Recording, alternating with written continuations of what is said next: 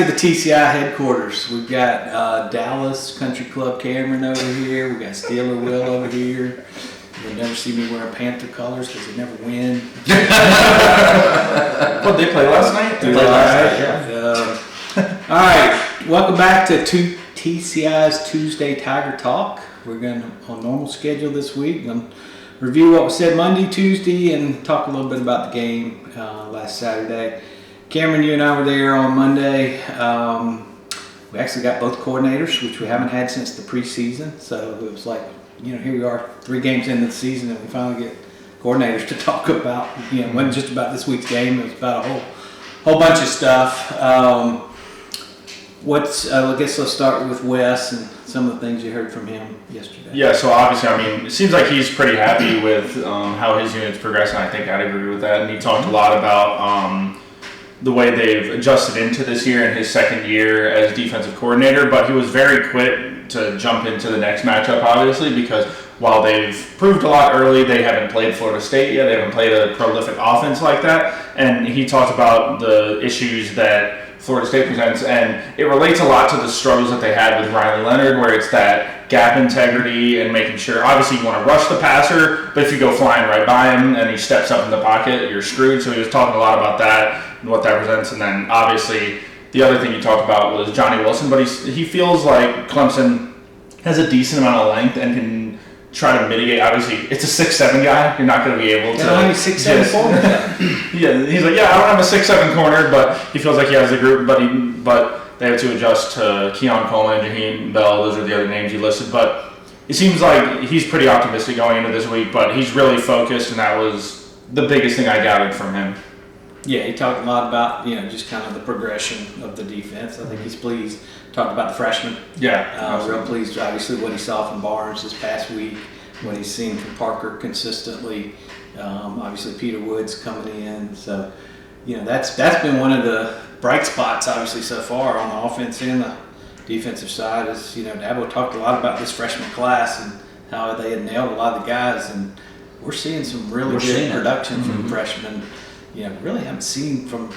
Been a couple of years since we've seen that many freshmen making that much of an early impact. On both sides of the ball. It's on both sides of the ball, and I think it's what Tyler Brown did the other day. He showed his explosiveness and what they've been saying they've seen in practice and all. You've seen it with a couple punt returns now he's done. By the way, he'd be second in the ACC in punt return yards if he qualified. He's one short of qualifying, one return, averaging 24.5 yards per return. We hadn't seen that in Clemson in a long time, when you have a punt returner that can make those kind of plays, and consistently did it back-to-back games. So that says a little something. And obviously the guys on defense, what we're seeing with Khalil Barnes, with Avon Terrell the other day. I thought he played well and was given a lot of playing time also, and that's only bode well as the season goes along.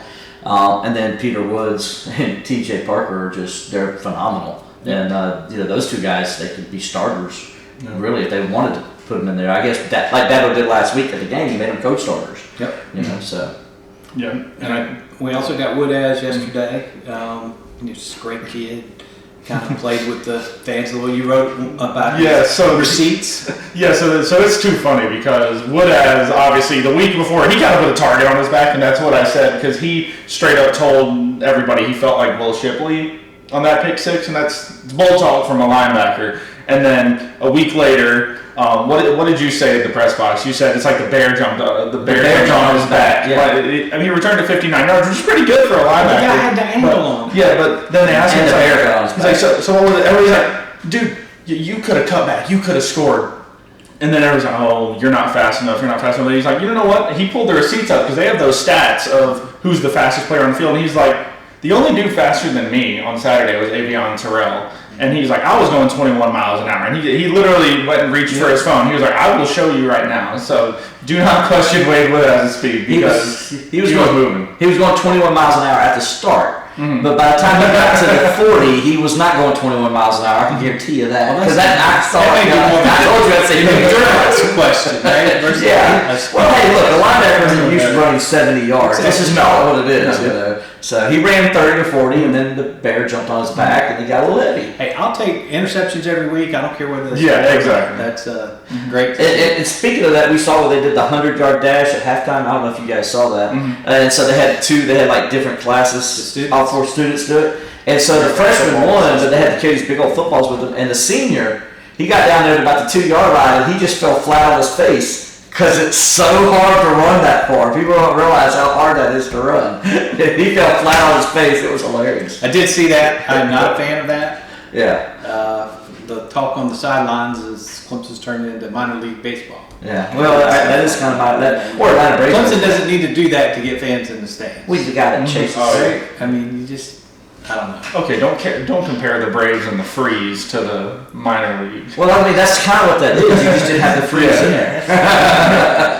not a fan of that, but that's okay. Anyway, we get off topic. The fans seem to enjoy it. All right, today, Dabo didn't get into a whole lot today. Everything on the press conference was tied to one subject, Will, and I'll let you go a little bit on that. Yeah, it was pretty much, I think we went like 20 minutes talking about the place kicking situation. That press conference was 50 minutes, so I'm thinking more like 40 minutes. Well, I looked at it because it started right after the injury, and it could have gone 40 minutes. Of course, that was a typical 20-minute. Yeah, he only went 5 minutes, which is different. And also, I want to explain this. If you noticed Dabo's demeanor today, he was very loose. I haven't seen him that loose all year in the press conference. I mean, he was loose and kind of just like joking around with us, I was kind of, remember we used to talk about Brent Venables, we read the body language, that kind of tells what maybe to expect this week. Dabo had a 5-minute press conference talking about Florida State, which was, I thought he'd go a whole lot longer, talking about opening statement. And then he was just loose after that and making jokes at the media. I'm like, maybe Dabo knows something we don't coming up in this week's game against Florida State. We'll see. He even called out the reporter that was talking on his... Yeah, he was joking about it. He said, hey, we're trying to have a press conference here. And he kept going jabs at him the rest of the press conference. Yeah, so, but the way I was talking about mostly was Clemson's new place kicker, Jonathan Whites.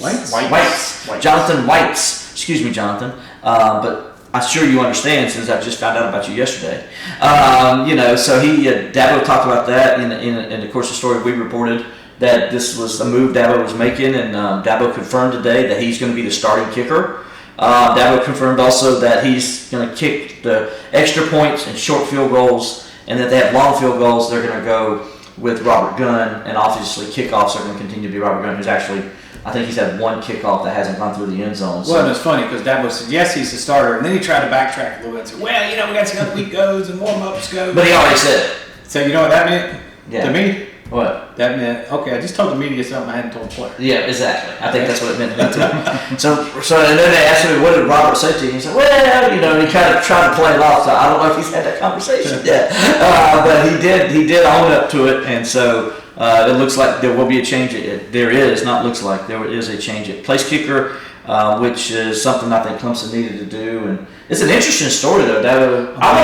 Amazing story. I want to know how Dabo, were they in the coaches meeting and somebody says, hey, Jonathan, he's sitting at the beach, he's enrolled, he's taking classes while sitting on the beach. How did it come to a conversation, and it's something maybe I should have followed up with who told Dabo about him sitting down there. I mean, because Dabo almost said today, he said, I didn't know he was in graduate school here, Well, it was Sunday night, I think, when Dabo was asked about, who would be the next guy up, and I think it was Larry said, well, it's going to be Son, and Dabo was like, no, actually, number 2 right now is Aiden Swanson, and then today he said, well, he's like, we've given these other guys chances, but they just haven't delivered, so... Right, not really talking about Swanson, but the other 2 kickers. Right, yeah. So he went the other route. Because they don't want to use Aiden Swanson because, look, you see it in the NFL, they don't want to use 2 kickers. You don't want a kicker to be punter and a kicker because your leg tires out. I knew you had all those Chris Gardocki. Chris Gardocki was all teed up for it. Hey, Chris Gardocki's a great. Think about this. Chris Gardocki was top 5 at Clemson in both field goals and punting, which is rare